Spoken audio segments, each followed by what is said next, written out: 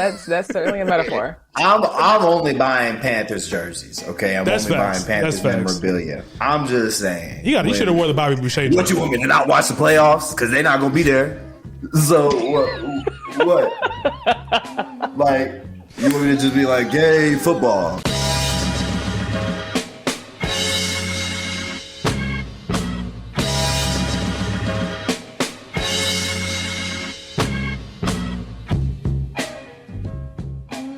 Yes, sir. This is Everybody Got a Podcast, but Everybody Don't Need a Mic, coined by a guest that I have today. Actually, Bria Bell was the one that came up with that herself. Did I come up with that? You did at our lunch date at Vegan Food House, where I was telling you about this very podcast that you're on today. So this is I need royalties. Once I start getting texts for this, then you will get a royalty, I promise you. This is definitely a fun episode. It is football season. My favorite time of the year. It is fall, technically, because football has started.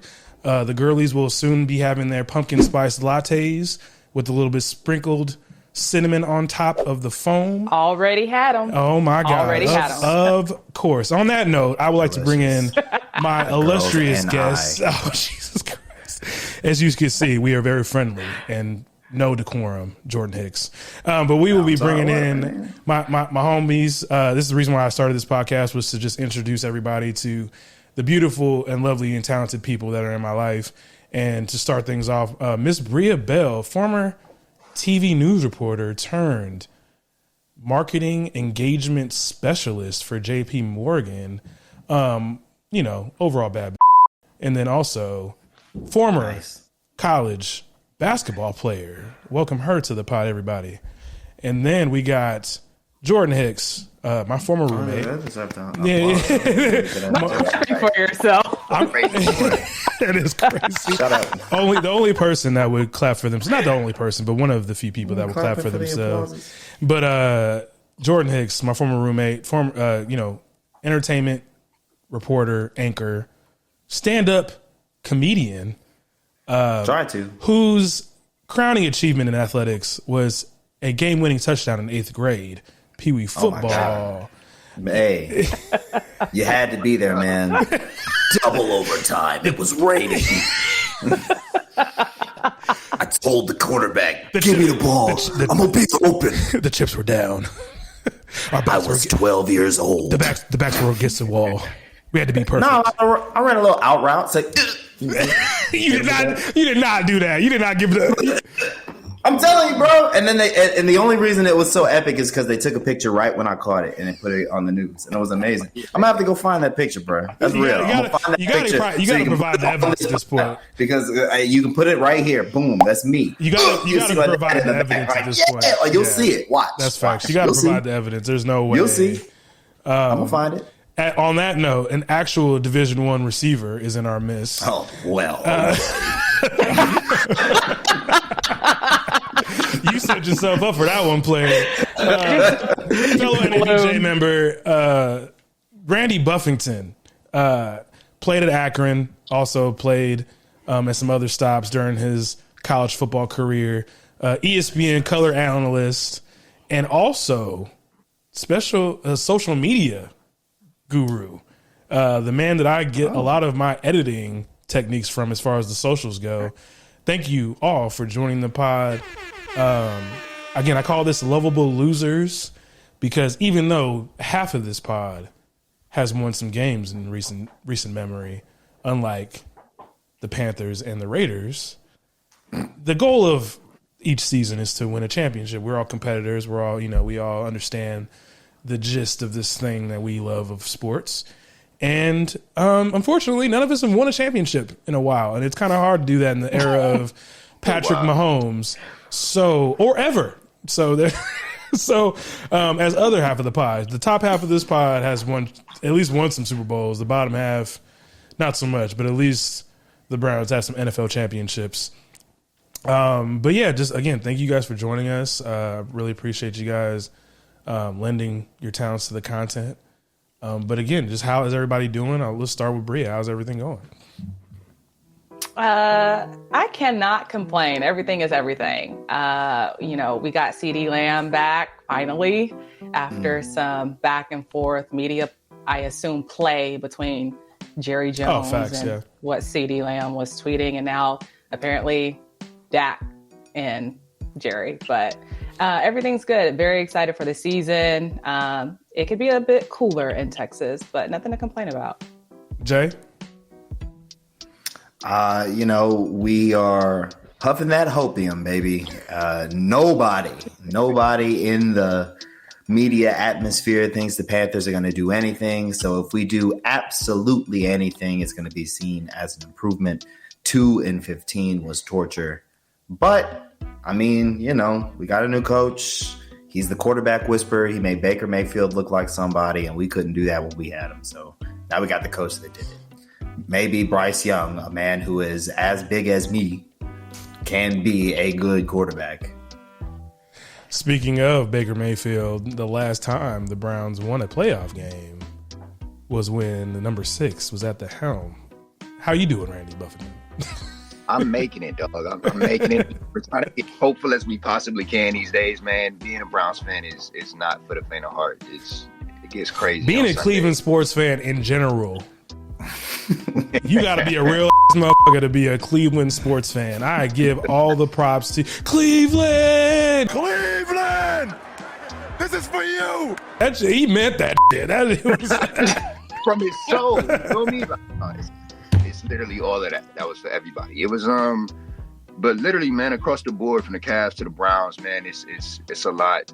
It's a lot. But the Browns, we trying to be hopeful. We got this first game of the season. I'm just excited that football is back. Honestly, when it comes to my fandom, I try not to. I'm definitely a Browns fan, but these days I just root for good football because I'm not about Facts. I'm not trying to have a heart attack on Sundays, bro. You know what I mean? I want to live a long life. So I'm just root for these good plays when I see them. Yeah, good ass catch, whatever. And that's the way that's how I keep my Sundays productive. Does everybody have an undercover backup team? Just I root for I know them on you the do. low. I know you. I got multiple. They change every year. Jordan Hicks has multiple backup teams. I limit myself to one. Look, I gotta have something to root for. So no, you don't do it, Bria. You're loyal. Nah, as soon as Cowboys are out, I'm out. Same. That's what I'm saying. You get to be loyal because y'all are gonna be in it till the end. And I think same with you, I guess, Randy. But this is the thing I have with Jordan. This is the thing I have with Jordan and this new wave of fandom. And Randy being a Cleveland fan and Bria being a Dallas fan can kind of attest to this a little bit. Is that you ride or die with your squad. That's what it is. Oh, yeah. You can root for storylines and players and things like that. I'm a Jalen Hurts defender. I just think that his story has been really cool to watch since being benched at Alabama, going to Oklahoma, and now being a starting quarterback in the league and, almost winning a Super Bowl. That's fun to talk about. But am I an Eagles fan? Absolutely the fuck not. I'm a ride or die with the Raiders. As bad as I think Gardner Minshew is going to be, I love the Raiders. And it's unfortunate. It's what it is. But that's what real fandom looks like. And not to say that you're not a real fan if you don't stick to a team. No. But have some guy loyalty. I'm being loyal. I don't like the idea that I'm being loyal. You said, does anyone have an undercover team that's not loyal? That's the opposite of loyal. Maybe I shouldn't have positioned it because you hey man, on the low, let me get that bag real quick. You feel me? FanDuel bets on their secondary team. I shouldn't have made it look like that. But it's it's not you. My favorite storyline. I'll pick my favorite storyline and I'll ride with that team if my team is being shitty. You know what I mean? But that doesn't mean I'm not going to watch every week and get pissed off. You know what I mean? That doesn't mean I'm not going to see every snap of the season. And I did last year, 2-15. But at the same time, I wanted Lamar to get a championship. I was okay, it was time. This was the year he got his money. Everybody had something to say. Everybody had passed over him. You were one of them, I believe. We passed over him and picked basically me to be the quarterback of their team. You gotta stop saying. Okay. I know what I'm saying. Bryce Young was all state in California. We'll see. There's no Bryce Young slander on this podcast. I didn't say I didn't like him. I just said he looks like me. Okay. I will say, to Jordan's point, if the Chiefs are in it, I'm going to vote for the Chiefs because of Mahomes being a Texas guy. I always cheer for Texas. Yeah. So not necessarily the brand or the football team, but Vic, I think you said earlier, the story. Yeah, I think that's acceptable. But there are people out there. I wasn't necessarily talking about Jordan. I was talking about there are legitimately people who call themselves fans of teams that will have multiple teams that they root for. And maybe they don't articulate it in the way that we do because we know words and journalism, whatever. But they say like, "Well, I actually, my other team is this." I'm like, that's not how the work, bro. You ride or die with this shit, or get the fuck out of here. Like this shit ain't like Randy said, this shit a fan of heart. Like if you are a fan of a team, this gonna disappoint you. Like that's what it is, and that's the reason. But Randy, I know the you emotional investment. Exactly, Randy. I know you had something to chop in with, so go ahead. No, man, you can't have side pieces during the NFL season. You just got to stick with it and just let them fall where they make. Exactly. Especially if you a man. If you're a cis man and you got multiple sports franchises that you work for, that you root for. If I was a woman, I couldn't, Bria, you could probably chime in. I couldn't trust you. I couldn't trust you to be like faithful to me if you can't be faithful to a fictional thing. Like that doesn't even actually affect your life. That's certainly a metaphor. That's certainly a metaphor. I'm only buying Panthers jerseys. Okay, I'm only buying Panthers memorabilia. I'm just saying. You should have wore the Bobby Boucher jersey. What you want me to not watch the playoffs because they're not gonna be there? So what? Like. You want me to just be like, yay, football? I'm rooting for the ball. Yeah. Like, what am I supposed to do? Yeah, me and Randy are football heads, so that I just love, like he said, I just love good, what is it? 3 yards in a cloud of dust. Like I just love football. Like that's what I did for so long, and I just live and breathe low key. But that's neither here nor there. Obviously, we all have a lot of opinions, and obviously, we are very passionate about the NFL season, the football season that's coming up.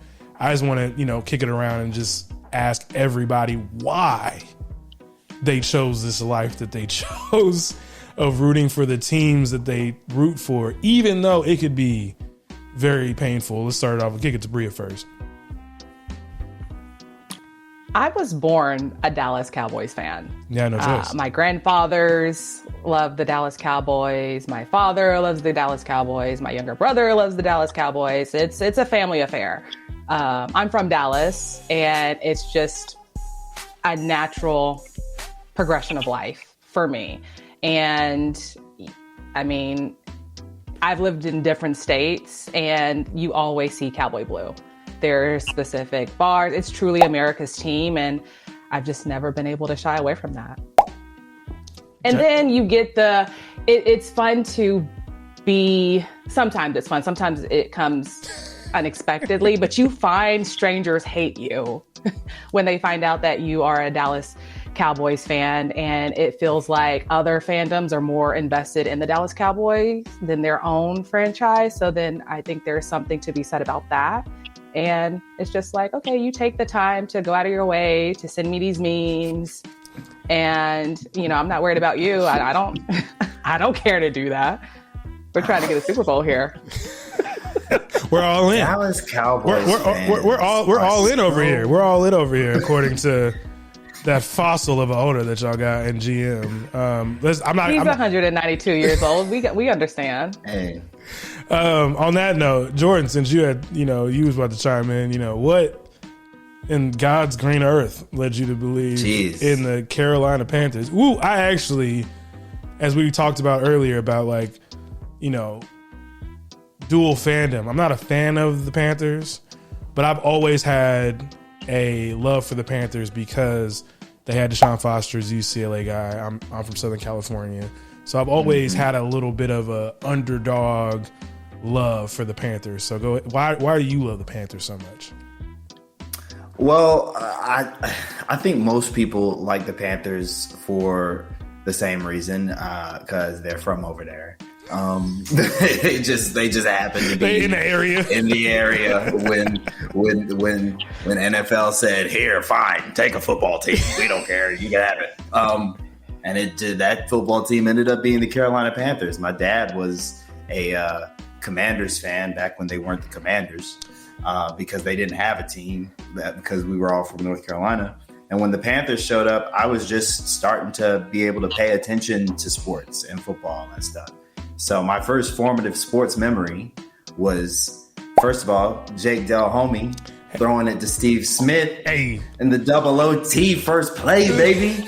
Oh my God, that's the best play of my life. How do you do that? I don't know. I think you just thumbs up, and then it. If you do double thumbs, it's Riverside, baby. Oh my God! If you do double thumbs, it's a. It should be fireworks. No, it didn't do it. All right. Well. Oh wow, that's wild. That's what it is on the phone. So maybe they just like me better. I don't know. Yeah, they say bam. I don't know what to tell you, cuz I say colorism, but then it worked for Randy. So it probably is, probably is low key, but I didn't want to talk about it. You know what I mean? Mexican folks get all the glory. Oh my gosh! Yeah, but no, that was my first formative big sports memory. Was hearing my dad yell out when that happened, be really excited, and then the pain of losing that Super Bowl, but the awesomeness of the halftime show of that Super Bowl, because that was the Janet Jackson Super Bowl. And then, that's right. But just you're gonna remember that for your entire life, right? And it kind of got sealed when we got one. You know what I mean? Cam Newton. I know let's not get too much into Cam Newton right now. Let's not. But I know he's a clown now. But he was the best then. But that carried me through. Sure. And I've been a fan ever since. CMC years. Nah, by then we had already lost that second Super Bowl. The Greg Olsons of the world. I was upset. Greg Olsen, though, yeah. Luke Kuechly. TD. Julius Peppers. Yeah, we had him. Yeah, you know what I mean? Hall of Famer. Steve Smith, my favorite receiver ever, because of how I was torturing people on Madden. Los Angeles, California stand-up. Smith. My God. That's Steve Smith, my favorite wide receiver ever. The best. Should be in the Hall of Fame. Arguably, if not the best receiver under 6 feet tall. Oh, yeah. Tyreek's probably going to end up being that guy. But Steve Smith was. Oh, yeah. He's 5'10", 5'11", right? Yeah, he's a short king as well. Oh, yeah. Tyreek's definitely going to be that. But Steve Smith, 2. But I think Steve Smith's an actual better, 50-50 ball. He's better at certain things that Tyreek just not.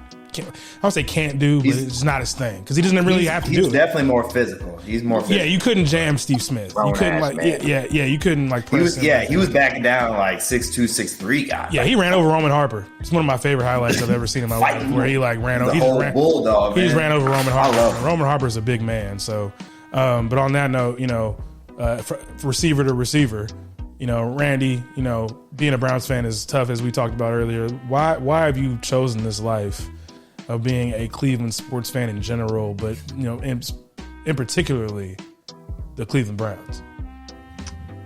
Man, yeah, being a Cleveland Browns fan, when you put it like that, I don't know. I think it's just I was born and raised here, man. I think everybody from Cleveland, especially, and in just Ohio, they want to root for their own. In a big way, and really just have a undying loyalty for whatever the hell reason. Delusion is the reason. Honestly, we go there on Sundays. We watch our team get keep in the game and compete for mad long into the fourth quarter, and then get our hearts ripped out, and then we come back and line it up again on Sundays in front of the same television, ready to smash it. But man, it's just routine. I think routine, delusion, there are a few reasons, man. What is it when you're a sadomasochist, when you like pain and all the things? I think it's a sick kink that we all have. Feel me? It's our thing. You know what I mean? But it's a judge-free zone this way. I hope.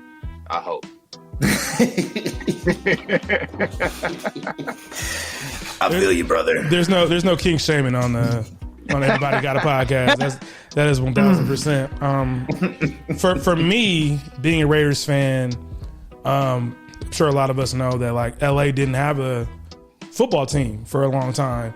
I know kids now, get a kick of having the Rams and the Chargers. I don't know about the Chargers, but at least having the Rams in LA. But when I was a kid, the Raiders and Rams left when I was, 4 or 5 years old. So it was just, pick your poison. None of my family is big NFL fans. We're more college sports fans and my mom's side of the family. So my dad was the only Rams fan that I knew, but he denounced them once they went to St. Louis. So it was really just like, what do I want to do with my, with my NFL life? And I'm a big Charles Woodson fan. He's one of my favorite players of all time. And he was the starting corner for the Raiders. And it's the Raiders. Like, they just look cool. Like, that silver and black is just something. And growing up being a, again, Southern California, like LA adjacent kid, NWA, Ice Cube, Tupac, like they just wore the gear. And I was like, that's tough. I want to be a part of that. And they just had this mystique about them that drew me in. And it's been the worst decision that I've made in my life, because they have not even they sniffed one Super Bowl, and Bill Callahan decides to not change any plays in his playbook and allows John Gruden to just know exactly what we're going to run in the biggest game of the year. Yeah. And Rich Gannon, who was already a journeyman quarterback, ends up throwing 3 or 4 interceptions. Defense safety was the Super Bowl MVP, guys. Like, that's because he had 2 pick sixes. Like, I just, but it's the Jerry Rices of the world, the Tim Browns, again, the Rich Gannons, the Kenny Stablers. Like, it's the history of it, the mystique of it, all those things drew me into it. And as I say all those things, we're going to get into the group therapy session of this podcast as to, even if we've had successes or lack thereof, it's been tough to root for our teams at certain points and just kind of go through what those moments looked like from a fan's perspective, a sneak peek, or not even a first eye view of those things. So, Bria Bell, what was the moment for you, your NFL life moment that you realize, like, oh, like, I'm in this. Like, this is something that's going to be painful for me for years to come. What was that moment for you? I don't think I necessarily have a date or a moment, but I moved for my career. So I think that contributed to that notion of like, yeah, I'm loyal. I'm from Texas. I'm always going to root for the boys. Because I moved to Iowa. That was the first state that I lived in. And then you're surrounded. Iowa's weird because you have like Chiefs fans, right? And then you have Dallas Cowboy fans. And it's just kind of like, it's in the Midwest. So you have a little bit of like, you have Detroit Lion fans. And I think that was probably I was probably like 25 at the time.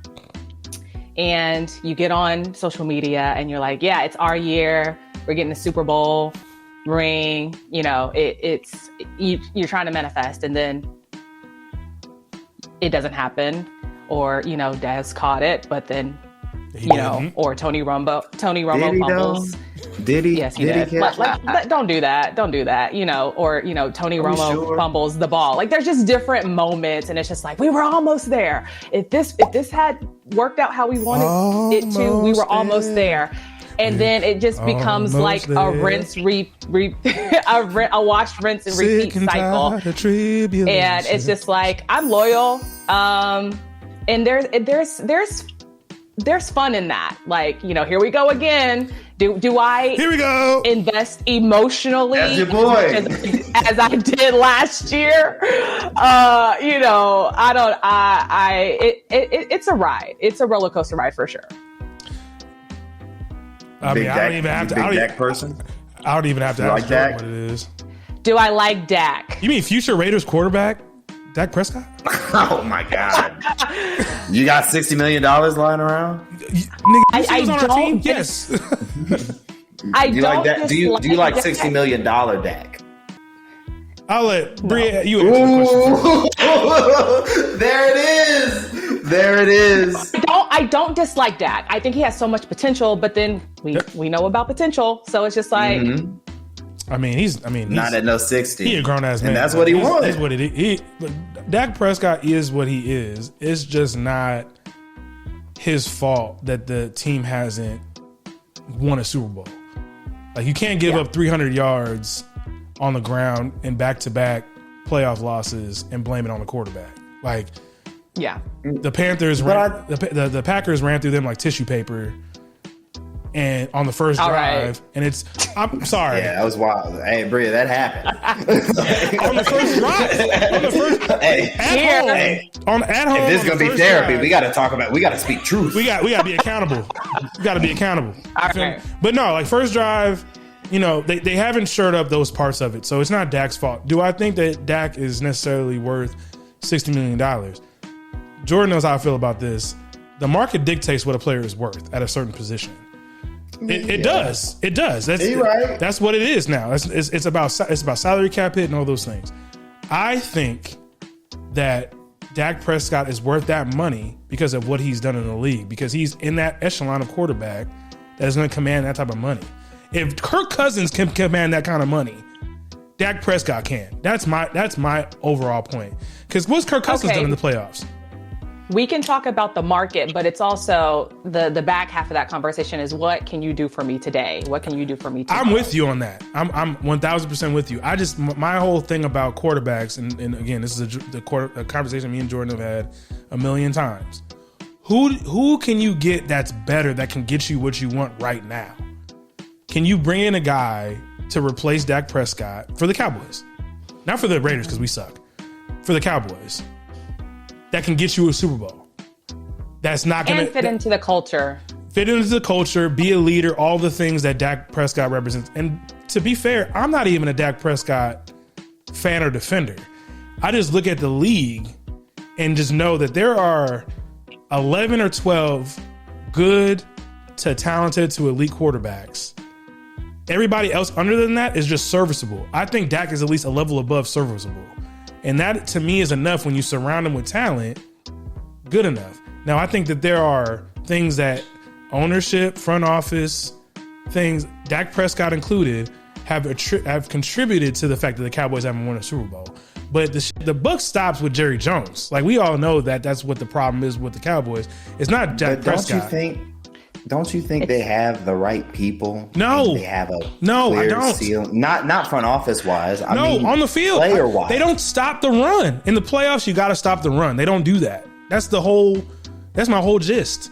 But anyway, moving on, reining it in because goddamn Jordan Hicks has no decorum. My bad. No. I had to ask that. No, I'm fucking with you, bro. But no, like, what is the moment for you? Like, what was the thing that was like? I mean, I already know what it is. 2015. Lord Jesus. No, but you see, that's the thing. That one was bad, but it's like the feeling you're describing, like, just happens throughout your fandom. I feel like, you know what I mean? Sure. Like, there'll be mounting moments because every moment you'll think of the last moment. You'll be like, oh my God, I can't believe I stayed a fan after that. Right. But then you're still a fan, and then another thing happens, and then you'll say, oh my God, how am I ever be a fan again? And then you're still a fan 6 years later after a 2-15 season.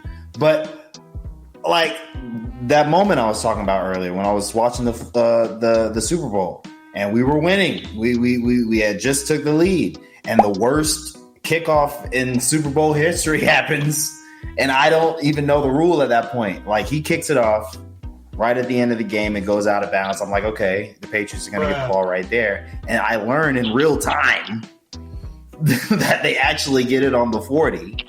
Tom Brady drives and they kick a field goal, and I lose and I cry. But the next day, I was like, I'm not gonna not like the Panthers anymore. And I knew it was locked in. You know what I mean? And then things after thing after thing happens, just like that. You know what I mean? It's worst. But Bria's right. It is fun. Like, it is fun to have hope. It is fun to, because you know one day they'll get past. Oh well, you hope that one day they'll get past the finish line, and that it'll mean something. See, that's why your team doesn't win, because you're hoping, like, and you don't really believe it. Your team hasn't won either. It's hard to believe. All that It's hard to believe. It's hard right now. I gotta chime in. All that manifestation Bria be doing, they still ain't won. So I don't want to hear that all that hope doesn't matter. Hope all you want. Hope matters. Manifest the way you can. I've been perfecting my manifestation technique. So okay, you're okay. So it's a evolving practice. Gotcha. I got absolutely. I gotcha. Randy.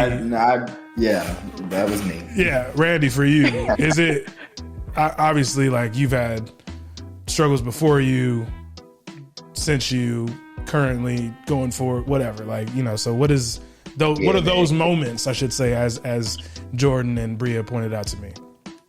Yeah, pain is ingrained in our DNA at this point, but I think what really sticks and will forever stick will be, let's take it back to fall of 2017. Ooh, okay. Cleveland Browns went 0-16 that year. Winless season for the boys, and a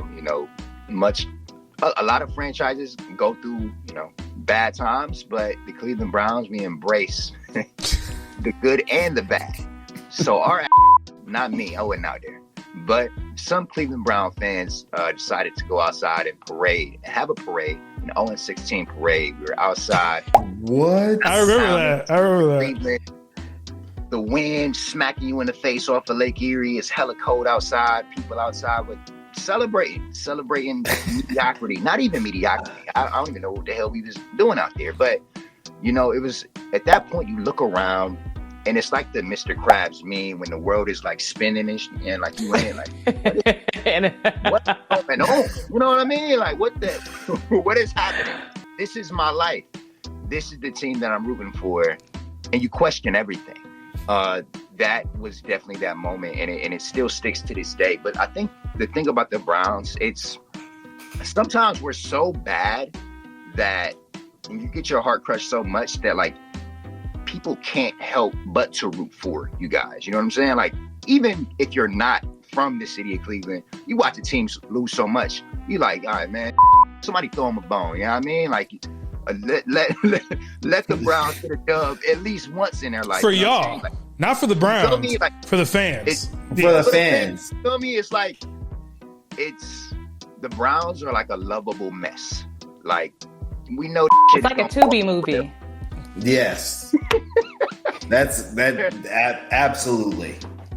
Yes. Yeah, you said it right. The Rotten Tomatoes reviews are crazy for us. Y'all got negative Rotten Tomato reviews. Like, it's not even in the 30 percentile. You like, nah, we -5 right now. Yeah, man. But it's crazy, like, in thinking about, I mean, beyond that, we got like a laundry list of quarterbacks that haven't been good for years. Like, I'm probably misquoting this number, but like, I would imagine it's a lot. At least 20 plus quarterbacks in just the last 12 seasons alone, bro. Like, the list of starters is nuts. Like, and the most random of people. What a mess, dog. Don't get me started. Do you feel like y'all? I'm go there. I don't care. I'm gonna go there. Do you feel like you lose some of that lovableness when you make the worst trade in NFL history a couple of years ago as the Cleveland Browns front office? Like, do people like stop rooting for you and be like, what are you doing? You know what I mean? Yeah. Nah, man. You question the front office all the time. Like, we've had the same folks in there for a good while. We always hire and fire coaches. Like, that's who we point the blame at on our end. It's not so much, we got to get a new GM, boom, boom, and bam. It's none of that. Like, nobody's on Jerry, the way Jerry world gets kind of thrown into the fire a little bit. Is it Jim Haslam? Yeah, Haslam's, yeah. See, if we just talked about him, we'd know him. Yeah, man, it's not that type of party over there. But we really just blame it on the coach and the quarterback. That's who gets the brunt of what the hell is wrong with this team. Yeah. Yeah, and I think go ahead. No, I was gonna say I know bad owners. We got Tepper. Mark Davis is my owner. So you talking about old as dirt white dudes, like I mean, which is most of the ownership and across the the major sports, but that's I think as we talk about, obviously I already talked about the 2002 Super Bowl, but for me, man, it was just watching Al Davis just disintegrate into a shell of a owner, GM, front office guy. Like I watched him draft Jamarcus Russell. Like I saw that in 4K. I was like, what are we doing? Like, and to be fair, as I say, what are we doing? I'm like, yeah, Jamarcus Russell. He got a cannon. He's won a national championship. Like, we about to be straight. Nope, we not. We about to be sorry. He about to be out here doing he about to be out here off the codeine, slinging his around, like just throwing his to like motherfuckers in the stands and shit. Like, we out here with Kyle Bowler. You just want to talk about quarterbacks, like that's why I tell people I miss Derek Carr, and people think I'm crazy, but I'm like, I miss Derek Carr like so much. So like Mark Davis, the son of Al Davis, has consistently tried to just make up for his father's mistakes. I think the thing about it that keeps me in it is the fact that it is such a attractive franchise as far as like the cultural things that surround it, the fans, the spirit, the autumn wind is a Raider. Like, all that stuff is the things that like I loved about it as a kid, and it still endears it to me as an adult. Like, I love being able to like go look and find like a Raiders puffer at a thrift shop and be like, that's tough still. Like, you know what I'm saying? Like, that all black, you know what I'm saying? Wearing silver, the silver helmets, all the things. Like, we still look clean even when we get our beat. Definitely the coolest merch. I think that's a solid reason to stick. You know what I'm saying? Like, you can't like pull up on somebody in Raiders gear and be like, I'm about to with this dude. Like, you know what I'm saying? Like, nah, you ain't about to pull up on nobody wearing all black like that. Because motherfuckers, like, our head coach wears black Air Forces, like to the games. The most unhinged behavior. Different type of dude. You know what I'm saying? Like, I love Antonio Pierce. We'll get into optimisms and stuff later, but those are some of the reasons why I root for the Raiders still, outside of football, the cultural reasons. So what are some of those things for you? Like, everybody outside of the win and loss column and the disappointments, why you still root for your teams respectively? Yeah, start with Bria. Start with Bria. Yeah. I think it's, and I mentioned this earlier, it's part of the ride and the experience. We all claim to be, except Jordan, loyal to our fan base, the fandom. You did this to yourself, and brother. it's a sense of pride. They say Texans have a lot of pride, and I think that's kind of embedded in the culture of the Dallas Cowboys fandom. HEB. And it's one of those things where sometimes when you're traveling and you have the gear on, you're kind of like anticipating like some back and forth. I dated an Eagles fan once. Don't recommend. And How did you do that? Split household. It's the Charlotte guy? It's not the Charlotte guy, right? It is the Charlotte guy. Yes. I told you a lot. Yes, this was the Charlotte guy. I know. And again, 10 out of 10, don't recommend. And at first it was, being Delulu. I thought it was cute. It was fun. But then it didn't. It stopped. It was like, this is not cute. This is harassment. And things did not go like that. Should have been the barometer, but it's the ride. It's that pride. It's, that hope Jordan was talking about, as, we've done it before. So we know we got it in us. We have the same owner. Let's just get it together. And it's just, you see the fans, there's external dialogue about like Cowboys fans or, the Cowboys franchise and how the lackluster ability exists, but it's also kind of like it exists inside the Cowboys fandom. You listen to the radio station after the Cowboys win and you have fans say, "Oh, I love Jerry. I love Dak. Zeke is everything." And then you listen to the radio after the Cowboys lose and it's just like, Jerry needs to get out of the front office. He doesn't know what he's doing. He's hired, there's nepotism going on. Like, what are we doing? And it's just that back and forth. And it's just an overall good experience. And I wouldn't want to do it with any other team than the Cowboys. Jordan. Outside of football, I think it's nostalgia. I think because no, for real, like it's nostalgia. Like I grew up, waking up Saturday morning at like 7 a.m, and before brushing my teeth, getting out the room and doing anything, like loading up like Madden 2003 or 4 and like franchise mode, Carolina Panthers. I remember the Panthers bring up like Bojangles. It's just like a chicken place you only get in Charlotte, or like Cheerwine. No, they have some in Dallas. Don't do that. They got some in Dallas. Oh well, they're expanding. They're expanding. But back in the day, that was just North Carolina. Congratulations, good for you. You know what I mean? It brings me back to rooting for them during all those moments when they were good, they were bad. Jake Delhomme, the doldrums between him and Cam. Crunch and Munch. Yep, Crunch and Munch, J. Stu and D. Will. Like, it was amazing. I loved it. So, like, it just brings me back to a simpler time. And I just feel like the inevitable Super Bowl that we will win will be sweet. Yeah, it'll make it all worth it. And I don't want to, I know it's being kicked over to Randy, but I also forgot something that's very important about like fandomship and outside of football. Yeah. Family.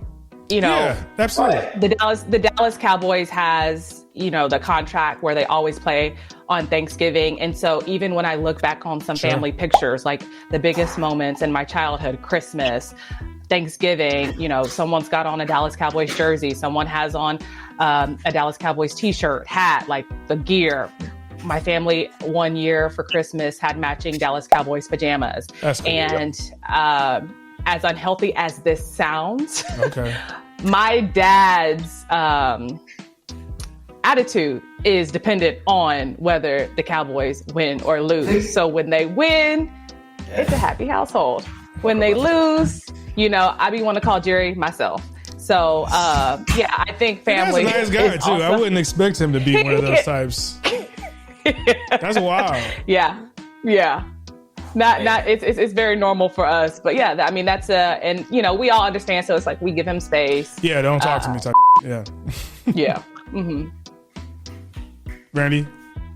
That's a trip. We got the same life over here. I think with me, with the Browns, what keeps me coming back, so to speak, I would say really the culture. Like that's a reason to root for it. Like dog pound. It's dope. Like the dog pound is fire. Like rowdy ass, drunk ass fans up there having a time, no matter what the scoreboard says. Like everybody's into it.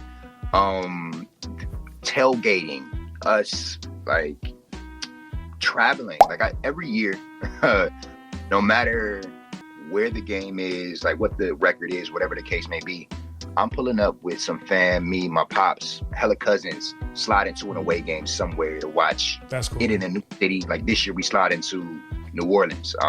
That'd be November 17th. Like years prior, it's been Miami, Arizona, like sliding. Like damn near all losses. I think I'm like 1 for 6 or 1 for 7 at this point. You know what I mean? But you're there for the vibes. You're there for the vibes. It's the time. It's happening. You know what I mean? Win, lose, or draw. We in that motherfucker faded and drinking the pain away. You know what I'm saying? Like it's gonna be. Every trip, and I think that's a big part of it for me and a lot of fans. Like rolling with the punches, no matter what. Like it's a lifestyle. it's a lifestyle that you really gotta own and wear, and not be afraid of it. Like, you gotta wear that Browns gear. That Browns fandom is like a sense of pride. Like, yeah, hell yeah, the Browns. You know what I'm saying? Like, you don't disown your team. You don't disown them. Yeah, and y'all are the only fans that I can remember that will literally shovel snow out of the stadium seats in order to prepare for a football game. Like, you'll help the grounds crew and stuff, which I always thought was like really cool. Like, I think that like so much of it now is about like what's in it for me. And I feel like Cleveland fans in particular have this level of togetherness that a lot of other fans, because if you go to a Raider game or a Cowboys game in particular, those two fans Get somebody else to do it. We might even fight each other in the stands. I've seen multiple fights on the interwebs and the social medias of motherfuckers that are on the same side of the fandom, Raiders and Cowboys fans alike, literally squabbling with each other, throwing them back and forth. And I'm like, how in the hell does that happen? Like, so Browns fans, Panthers fans in particular, but in particular Browns fans have a sense of togetherness that I think, it just, it just shows a light on the city of Cleveland and how y'all operate down there. It's the small market teams, man. Small market. It is. It really is. Facts. Yeah, that's good. It's a football city. Like, honestly, Ohio's a football state. Football state. And as much as we love the Cavaliers and we're ecstatic that Brian, won us a championship and all the things. Cleveland, this is for you. Like, I never seen more people in one space when we had the parade here in Cleveland after the Cavs won. But if the Browns won a Super Bowl, like, getting shut down, on fire. Like, it would be nuts. Yeah, you know what I'm saying? Like, we had cats on fire, shit, doing backflips. It was nuts for the Cavs, but like, I can't even imagine if this happened with the Browns. And I think that, like you said, man, small market teams, like the Cowboys, are a big deal, America's team. But for some of these squads, man, like when you think about the Raiders and some of these other places, there's so much going on in Vegas and LA and some of these big old and the Bay, Chicago, like that. The team, the football team, is sometimes a second thought, third thought. You know what I'm saying? Like with some of these, definitely with these small market teams, man, football is all we live in. Like, you just talked about tailgating, like, not even in a bad way, but the small market teams have a fandom that like resembles college, where it's the connection is it's still familial, like Bria said with the Cowboys and the Raiders, but like it's a this is what we have type of feeling. Like, don't nobody give a about the Hornets for real in the Carolinas. Like, it's a football area. It's not a basketball area. Yeah. Same thing with with the Browns. Like, people like care about the Cavs because obviously a team hasn't won a championship until them in 50 years or something like that. But it's still a football state. Like, the things that you guys are talking, like Dallas is in Texas, so football, but like Dallas also has really good high school basketball, really good people still root for the University of Texas really hard.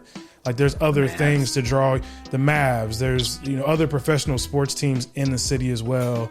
And Dallas itself is a draw. Like, Dallas is a fun town outside of sports. So same thing with LA, the Bay, and Vegas, is that motherfuckers are pulling up to watch the Raiders, but they know, like, this ain't it. Like, this ain't the end of the day once the Raiders game is over. Like, not to say that there's nothing to do in Cleveland and Charlotte after the game is over, but that's the main attraction of the day on Sunday. Like, right. This. Yeah, that's true. I lived in Charlotte a couple of years for work, and just the access to the stadium is a lot different than the AT&T Stadium in Dallas. And I remember on game days, they would shut the roads off closest to where the Panthers play, and there would always be a band under that underpass directly, like, next to the stadium. So like, the energy was very contagious. And then the bars were just like so close in proximity to the Panther Stadium. And so it definitely gave college town vibes.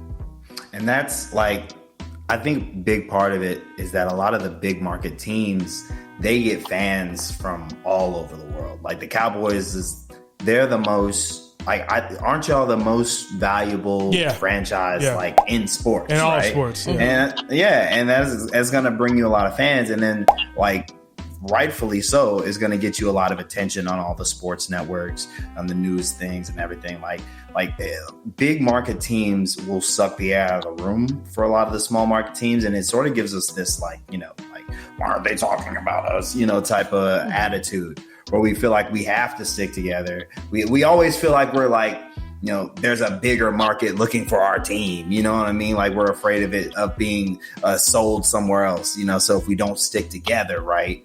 Like the Panthers might move to what's a big market that doesn't have a football team?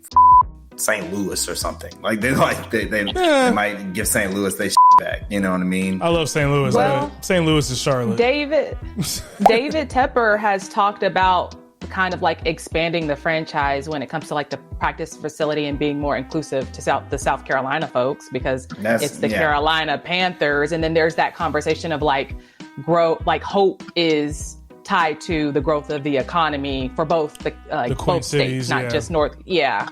Oh yeah, no, he'll tell you about everything he's doing that doesn't have anything. Doesn't matter. He's a businessman. Yeah, and Williams is like, yeah, I'm bringing. Ain't that the motherfucker threw the whiskey? Concerts to come. Yeah, that's him. And the motherfucker threw the whiskey on that fan and shit. Beyonce wouldn't have went to Charlotte if it wasn't for me. And then I also hired and fired Frank Reich. Like that's he won't talk about the football stuff because he's bad at it. But that is good, and it makes. Like that part of it makes it like, all right, well, at least we know he's going to stay. It's going to stay here. It just sucks that we're going to suck here as long as he keeps doing this. But I think he's figuring it out. So it's hard getting out to see him. But this past year, I got to see him in Atlanta.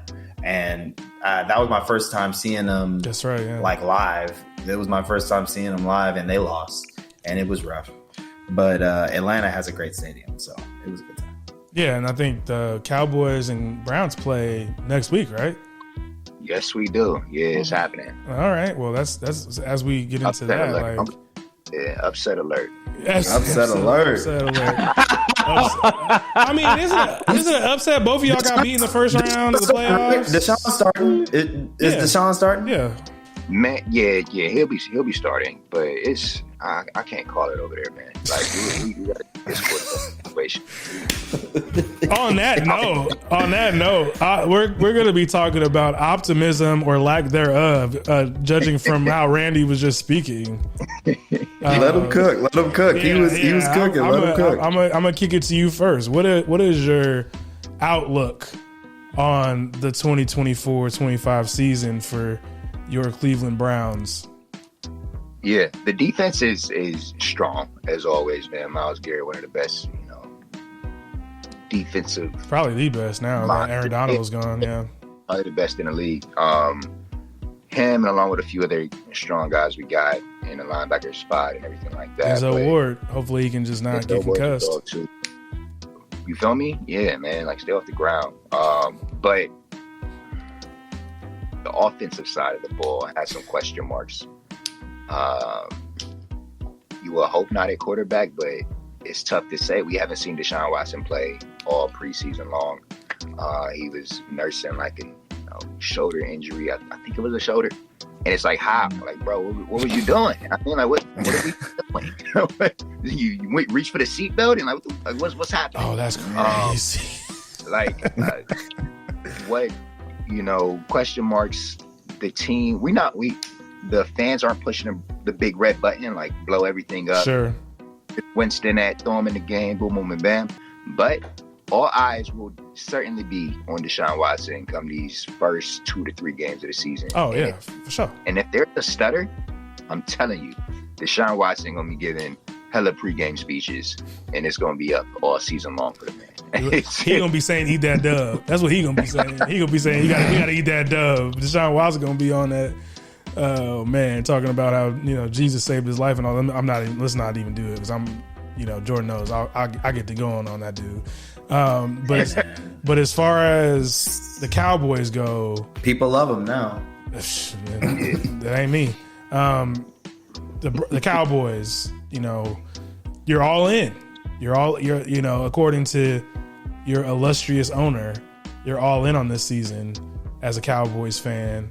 So what is your, outlook, optimism?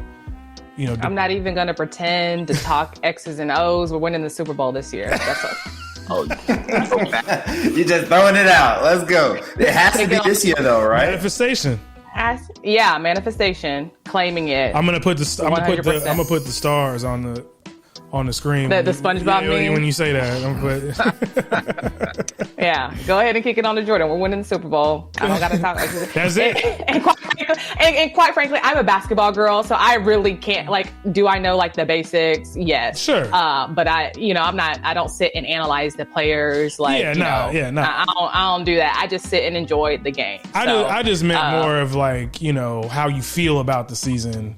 But you said you said you won a Super Bowl. Yeah. There's no reason to go further in depth on that. Yeah, we're not doing in-depth analysis here. We're just I'm the stereotypical Cowboy fan, right? Y'all say this every year. Yeah. You put it in the atmosphere and in the universe. I'm going to clip this conversation at the end of the season when y'all lose in the first round again. But go ahead, Jordan. Oh my God, that's so painful. I mean, to her credit, out of everybody on this call, they probably have the best chance. They have the best chance out of everybody. We're being real about it. You got probably the best defensive player in the league. You just paid CD. Dak is fine. You know what I mean? Y'all can do it. But they don't have they clip that part too, Vic. When you clip that, clip that. I'm gonna clip that. No, y'all do have the best chance. You do. Y'all have the best chance. I think they have But y'all are, you also went out and got Zeke back. So give and take. There's no your best DB's coming off of coming off of ACL.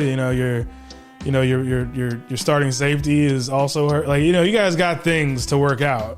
But like we said, it's not an X's and O's pod this episode. It's just about a feeling. Yeah. And my feeling is y'all gonna lose in the first round again. So on that note, but again, at least y'all are gonna make the playoffs because I know my team, y'all definitely gonna make it. I know my team ain't gonna make it. So this is not even a shade. This is just me being me about it, I guess. Yeah. The sports journalist that you are. That is, that's my flex. You feel me? So, Jay, go ahead. 5 wins. Come on. Is that the best? Is that the high point? So here's always been my thing. I might have told you this before. Preseason me is real. I'm gonna. Once you're in it, no delusion. Yeah. Once you're absolutely no delusion. I make it a point to not be delusioned during the preseason, because as soon as that ball gets kicked off, we're going 17-0, baby. We're going 17-0 until I know otherwise. Okay, it doesn't matter. I couldn't care less. So I got to get all my realism out now. I think, bro, if we get 5 wins. Bryce looks good during those wins. He also looks good during the losses, and we just lose by 1 or 2 scores. I'll be fine. You know what I mean? I'll be okay. If the receivers look good, this is the year after the worst year possible. It's gonna be a rebuilding year. You gotta get yourself in that mindset. We have Jadeveon Clowney on the edge. You know what I mean? That's our best edge rusher is Jadeveon Clowney from the Browns. And he made a stop in Baltimore and he was fine. And I guess he's back home, because he went to South Carolina, I believe. Right. But that's our best edge. You know what I mean? Our best linebacker is Shaq Thompson. Still got Keywan Short. Do we? I don't think we do. No. Oh, you don't. And we just went. And we just. Oh, you got Derek Brown. You got Derek Brown. That's right. Derek Brown. He's our best defensive player, and we just drafted that linebacker out of Texas. So I think we got really good rookies. Yeah, I think we got really good rookies and a really good foundation to work to something. And you got Jatavian. Win 5 games, and the quarterback doesn't die.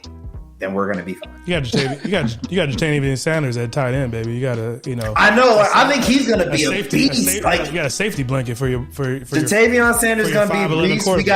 We got Jonathan Brooks because Jerry Jones kept saying how much he wanted Jonathan Brooks, and we were like, let's look at this Jonathan Brooks kid, and then we took him. And that's why they got Zeke now. Yeah, that's right, because they needed a power running back. That goes back to owners. You know what I mean? Yeah, all good things. But he's hurt. He's not going to play for the first 4 games of the season. So what does it even matter? You know what I mean? We're just trying to stay above water. Guy who looks like me can play that football. Stay above water. You know what I mean? Yeah. That's what we need. Yeah, I think Bryce is a good quarterback. I just think that y'all don't have nothing for him. Like, he was out there throwing to Adam Thielen last year, and we threw a bunch of money at the line and Terrace Marshall, and he's running for his life, right? And even during all that, I think he still had a lot of he had some moments. So there is some reason. At least y'all have the first round quarterback. We rolling out here with Gardner Minshew. We going out here with the Fu Manchu at quarterback, and let me tell you, when we signed this dude, I told Jordan this. They had me looking at all 22s. They had me breaking down film on Aiden O'Connell over the summer because I was like, is this guy going to be our quarterback? Is this guy going to be our quarterback? And am I optimistic? And I was, and he lost the job. So it's we down bad over here in Raider land. We in the same division as fucking the Patrick Mahomes. So we have no shot of winning the division. More or less. I think that we have a decent constructed roster outside of the quarterback position. But I'm gonna put my shades on for this part of the pod. As a Raiders fan, we got to get gully with it. Antonio Pierce, everybody, is giving me hope. He's giving me hope. We in the all black Air Force Ones this season, everybody. We are going to come for these necks. We're going to lose with valor. we are going to be in it to win it. As the Raiders, I'm going to play the autumn wind under this track that I'm saying right now.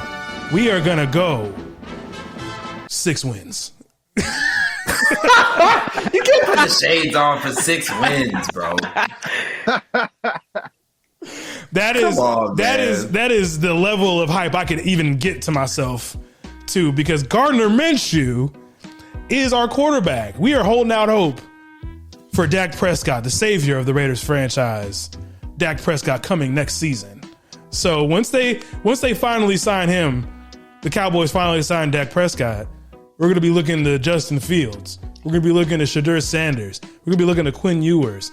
All these things that are not going to add up to wins. So we are just going off vibes, ladies and gentlemen. We are not working on actual wins in Super Bowl championships, because we are at least 5 to 10 years away from even competing for a Super Bowl.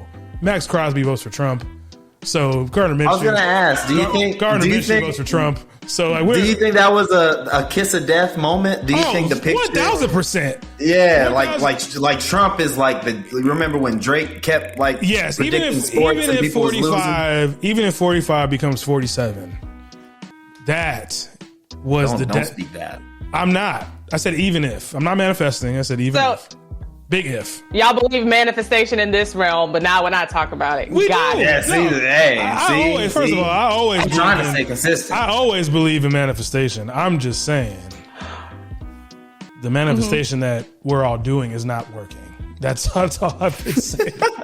That's because y'all not believe it. I do believe it. All right. I believe we got a good coach. You know what I mean? I believe he could fix things up. I'm sure Randy believes. Deshaun Watson get his shit together. Don't you? Yeah, go ahead.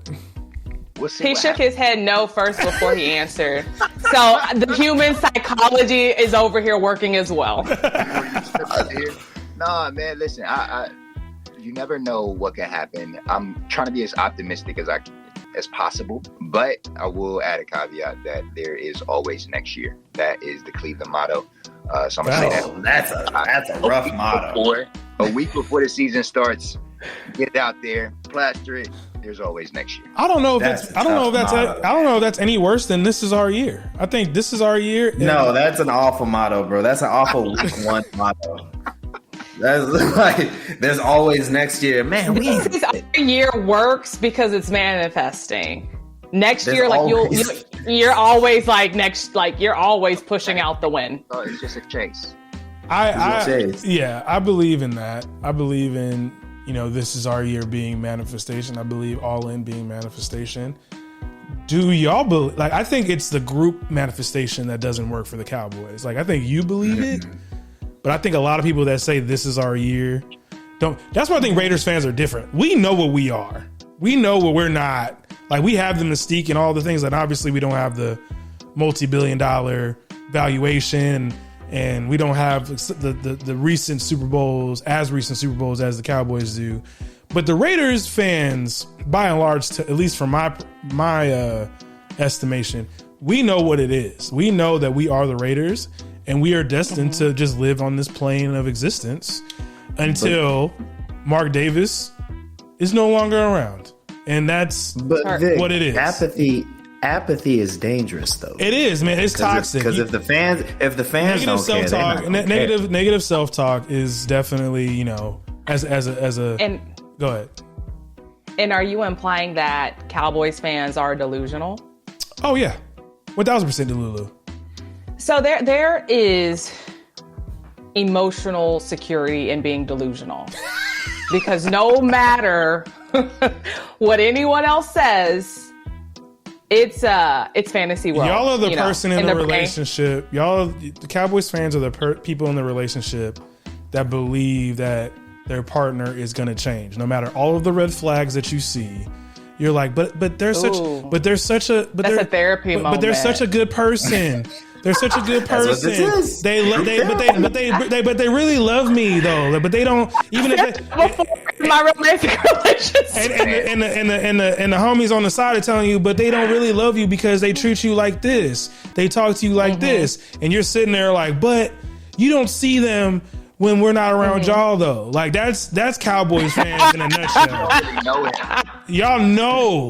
Y'all see the red flags. Y'all know that this shit is toxic, and y'all still keep coming back for more. Like, and I think that's the general gist of this fandom podcast, is that we all have that. We all know with the red flag. I think the difference is with Cowboys fans and that delusion is the fact that y'all will say that person is a good person. We know the person that we're with is trash. We know it. We're just like, all right, we're just there's just nothing we can do. There's nothing we can do. This is the best we can do. This is what we. But I think so. Okay, going back to the fandom, I think there's just something very spectacular about being a Dallas Cowboys fan. I have been on flights where as soon as we land, the flight attendant gets on the mic and like gives a score of a regular season game, like not even a TV, and cool. then like the plane goes wild. Yeah. Right. I have been in a grocery store where someone's keeping up with the game on their phone, and then it's like, oh my gosh, and they're giving the play-by-play of what's happening, and then the store goes wild. So I mean, I'm sure that happens in other fandoms, but I think that's just a very unique experience. Sure. And builds camaraderie with like strangers, right? You especially like you're in your hometown and it happens, or you could be out of town. Dallas Cowboys fandomship is just so large that it won't be hard to find someone who is also in love with Jerry Jones and company. But yeah, I think there's just different moments like that I've personally witnessed that makes the ride worthwhile and like just super unique. No, yeah, I definitely agree with that, especially like being a person that I do love Dallas. Like I think Dallas is a very cool city. I think the people in Dallas, for the most part, especially the black and brown people in Dallas, are really solid. The community there is very solid. South Oak Cliff, shout out. Duncanville, shout out. Like South Dallas in general, shout out. Deep Ellum is like one of my favorite bar districts to go to. in the entire, Oh my God. in the entire country, because I am a recovering. You like running for your life? I'm a recovering ratchet. No, just kidding. I'm a recovering ratchet. Not like that, huh? Yeah, Whoa. I'm a recovering ratchet. I'm only in the deep down on one time. Ain't no shit really popped off over there when I've been there, but it can get I'm real. not trying to be running for my life. It can get sturdy over there. I for went sure. on an off day, I guess. Yeah, it can get sturdy over there. But I will say this, like for a big city, they do, especially in Deep Ellum, they do like Cowboys games and Sundays, right? Like I went to, there's one bar over there. I can't remember exactly the name of it because I was obviously fried. They play like We Dem Boys when Cowboys score a touchdown. Like it was, and everybody like they like motherfuckers running around with the flag and everything. And I was like, oh shit, this is different for a bit. Like for a big city, that was interesting to see because you don't see that shit in LA. Like you don't see that like for Rams games or, you know, Chargers games or Raiders games or anything like that. It's just kind of like you might have a bar to go to be with your fellow fans, but it's not the same. So I do. Which is wild because the Rams won a whole Super Bowl. Yeah, but you gotta, you know, the Rams left. So like, I know, but like the connectivity, the connectivity, you know, it was broken up. And like even from my father, like shout out to Big Vic, like he disowned the Rams for 20 years. He was not a Rams fan in St. Louis. So he does to this day does not acknowledge the 1999 Super Bowl. Like he just doesn't. True. Like he does, like it's not a part of his. He family. doesn't. Did he root for anybody else in the interim? He was just Raiders? he was just like me and Randy were talking about. He was here for the football vibes. Like he was just rooting for football. Come on, football, go! He was like, yeah, football, like every Sunday. That was him. That was my father. That was my father for 20 plus years. He's like, yeah, football, yeah. Oh, come on, play football. You know, like that was my. That's a good reason to disown a team. Because they leave. I'm asking genuinely. Because they move. Yes, I think so. I would agree. Yes, I would agree. It's not the team's fault, but like I could see, like there's San Diego. There are people in San Diego that I'm friends with that are from San Diego that are no longer Chargers fans. Like it's you know it's kind of a you to ownership for taking the team, but it's definitely like I understand that. Like for me, the Raiders. People always ask me like, how are you still a Raiders fan? I'm like, first of all, I was 4 when the Raiders left LA, so they've never lived in my. They were never in my city as a youth, and then, like they left when they left Oakland. Like it was sad because I never got a chance to see a game at Oakland Coliseum, even though it's a baseball stadium. Like, but I feel for the people in the Bay, and they still stayed with it. So, yeah, it's, you know, we all we all just love the teams that we love, and it's, as Bria has said multiple times, it's a ride. It's a ride that we still will stay on, and out of all the teams, Bria definitely has the highest probability of making it to a Super Bowl. But as we wrap things up, you know, but also the highest probability of losing in the playoffs in spectacular fashion. Oh, why do you have to do that? It's just why because you because this has got to be real. You know what I mean? Real raw and uncut. I can't just let you go out on that. You know what I mean? Nah, like you really could have though. That's bring down. You know that emotional like security. I expected Jordan to say that. This is supposed to be a group therapy session. You're not supposed to bring people down on the way out. Oh no, I want people. We went 2-15 last year, bro. I want people in the mud. You want people in the trenches with you. Yeah, I want people in the. I want people to feel it. That's self-deprecation, baby. That's self-deprecation. We won 2 games, never had a lead in the 4th quarter. How does that work? That doesn't make sense. Like that's how bad our team was. Like, even the wins were bad. Even the wins were bad. They were pretty toasty last year. Last year we had Jimmy Garoppolo as our quarterback, and you guys have seen receiver. I'm sure, and it was bad news. Josh McDaniels. Don't even get me started on Josh McDaniels and Ryan Zegler. Please don't. But yeah, it's been really fun doing this. Everybody knows that I started this podcast to show you guys, show the people in my life that are very talented and good at what they do and are just beautiful people that have an impact on my life. So I really appreciate you guys stepping in. I'll definitely get you guys on for our one-on-one episodes in the near future, so just be on standby for those things so people can find out more about you. But just real quick before we wrap things up, let people know where they can find you, what things you're working on, and yeah, we'll wrap it up on that. Bria, you can go ahead and kick it off. Sure. I have a speaking engagement on October 22nd at Content Marketing World. I'll be talking about how to be a champion in your career. You can find me on Instagram at Bria Off the Air, no longer a reporter. LinkedIn, Google Bria Bell, you'll find it. Yeah, she's popping. You see the hair flowing, the makeup popping, and everything. She's about her business for sure. Corporate baddie in full effect.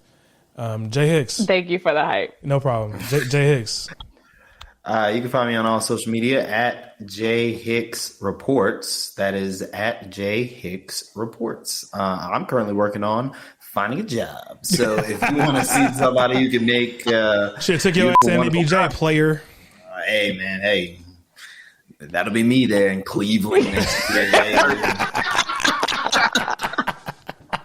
What's good, everybody? My name is Jordan. I know why we all here. Get right to it. It's funny. It's not that far off from how that actually goes. So you're on the right track. But if you want to just see the stuff I could do for you, go to www.jhicksreports.com. R&B. Tough, man. You can follow me at Randy is Ice on Instagram. I don't know. Instagram I use a lot. We'll stick with Instagram. That's stick with IG. YouTube, I'm on all the internets. MySpace, probably somewhere in there somewhere. But oh my god, MySpace. That's real. Yeah. I would have kept mine if I could. Yeah, but what am I working on? It's football season right now, so I'm locked in doing some games as a color analyst up here in the MAC conference. If you don't got nothing going on a random Saturday, tune into your boy, tap in and show some love. It's gonna be talking ball. My day job outside of that is working as a social lead with ball players. So give us a follow. It'll be at Ball Players. We're trying to cook up dope content. I'm all about covering that intersection of sports and culture, like I'm sure Vic and Jordan, you both get into. And man, just trying to cook up dope stuff, man. Everybody is doing it right on this chat. It's been a pleasure. Yeah, again, just thank you guys so much for joining us. This has been Everybody Got a Podcast. Again, the music that you will hear on this podcast is from my boy Corbin Butler, talented rapper, producer, and musician. Got to Eater out right now. You can find those things on Apple, Spotify, and wherever you get your podcasts. This has been Loveable Losers edition of Everybody Got a Podcast. Again, thank you everybody for joining us. Peace.